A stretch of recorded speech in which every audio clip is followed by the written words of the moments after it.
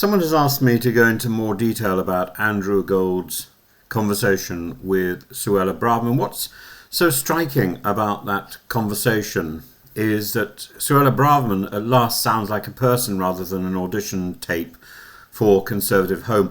Andrew Gould drew out a lighter, wryer, more companionable Braverman. She laughed at the Bayern-Munich analogy. She teased about her name. She spoke warmly about her parents and about gratitude to Britain. And that's all to her credit. Long form suits her far better than a lectern and a Union Jack. The trouble is that once you move from tone to substance, the same old structural problems reappear and they push her almost mechanically towards Nigel Farage. So, in slightly more detail, there are, I think, four major points. First, her core story about the past decade is too neat to be real. She says she sat round the cabinet table warning that legal migration was out of control, that the levers existed post-Brexit and that prime ministers simply refused to press them. That is a convenient narrative. It overlooks that she supported and then fronted a system whose design premise was economic flexibility. The points-based system, the points-based scheme is a better word, was always going to let in large numbers if salary thresholds were set low to please the Treasury and business. You cannot run as a minister who waved through student dependents and care workers in large numbers and then retell the period as if you were a lonely Cassandra. She was part of the government machine that chose growth through labour imports over the harder work of productivity and skills. So her claim that she was blocked is only half the truth. She was also an advocate of an approach that made the larger and later tightening politically harder because businesses had been encouraged to rely on it. Second point, her framing of immigration as Britain having been too nice for too long is rhetorically sharp but analytically weak. It conflates three different problems. There is the real problem of irregular entry across the Channel. There is the separate problem of high but lawful migration through work and study routes. And then there is the much more cultural argument about integration, Englishness and the St. George's flag. She braids them together as if they were one phenomenon caused by national kindness. They are not. Small boats are driven by criminal supply chains and by the lack of an authorised route for people who will in any case get refugee status. High legal migration is driven by domestic labour shortages, university finance and ministerial choices. Cultural unease is driven by speed of change and by political actors who keep telling voters that the country is being erased. Kindness is not the root cause of any of those. Policy is. Third point, the Englishness passage is where her logic really starts to wobble. She takes a reverential view of English identity, almost ethno-cultural, requiring several generations. That is perfectly coherent as a personal feeling. It is not a serious basis for statecraft in a late modern mixed society. You cannot run a United Kingdom in 2025 on the Japanese nationality code. You certainly cannot do so when you are yourself a British Asian who has held one of the high offices of state. Her own life is the strongest argument for civic belonging. By insisting that being born here is not enough to be English, she hands a gift to the very ethno-nationalists she says she dislikes, and she creates an unnecessary hierarchy between Britishness and Englishness that has always caused British politics trouble. Gould, to his credit, sensed the ethereal, almost self-defeating nature of that line of thought. Andrew is such a brilliant interviewer because he lets the subject get on with it. At least he let me get on with it. And I think there are shards of passion and revelation that come out with this longer form and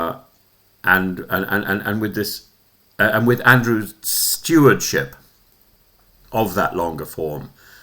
Fourth, her ECHR argument is a well-rehearsed lawyer's brief but politically misdirected. She is right that Strasbourg has sometimes been activist and that the Rwanda flight was stopped. She is not right to suggest that leaving the convention is the only route to a functioning migration policy. Most European states that remain in the convention remove far more people than the UK does. Our blockages are often administrative and political, not treaty-based.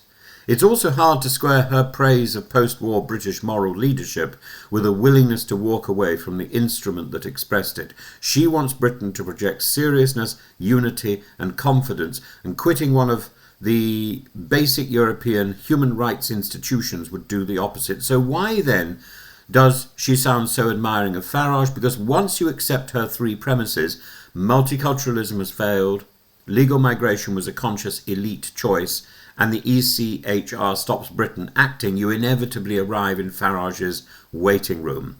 He has been saying those three things for 15 years. She more or less said so. He shifted the window. He was right on immigration. He was first on the ECHR. If your analysis is that the Conservative Party cannot or will not execute the programme you believe is necessary, then the pull of the party that exists precisely to do that is obvious. I think she's wrong in her analysis, but I think she's absolutely right that that analysis drives her towards Reform UK and Farage. Her insisting that she is not defecting sounded sincere for now, but the logic of her own account pulls her away from a cautious, fiscally nervous, business-facing Conservative Party and towards a smaller, purer outfit that will let her say the same things without being sacked. Where she is simply wrong is in her diagnosis of cause and effect. She says high migration broke trust, which broke the Conservative Party. The record shows something harsher. It was Conservative governments that raised migration, defended it, and campaigned at the same time on stopping it. The breach of trust was created inside the party, not imposed on it.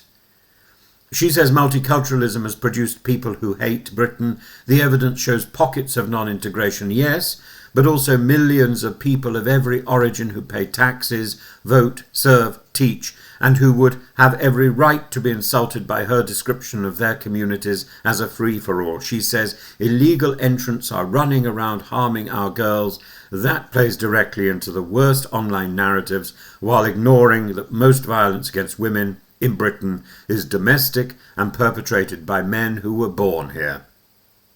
So, what did she do well? She was warmer, she was funnier, more reflective than at any point in office, and that is to the credit again of Andrew Gold. She defended Israel in a way that would have pleased many Jewish listeners. Again, to the credit of her interviewer, she did not join in some of the wider stuff and wilder stuff about Farage's school days. She was loyal enough to say she is not defecting. All that made her more watchable. But persuasive politics needs more than charm. It needs a path that can command parliamentary majorities, respect existing treaties, work with the labour market we actually have, and speak about national identity in a way that includes the nurse from Mauritius and the student from Bradford.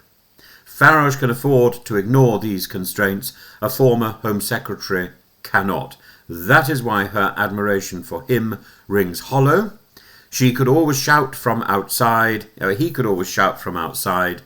had the levers in her hand and still couldn't make her theory work. That is the problem. The problem is that she emerges from this interview, despite all her efforts at charm, at winsomeness, at contact and receptivity, she emerges from this interview as an inadequate. And that again is to Andrew Gold's credit. He has exposed something which I've been talking about for a long time, and he's exposed it with charm and with brilliance. Not only inadequate, but ultimately on the way out.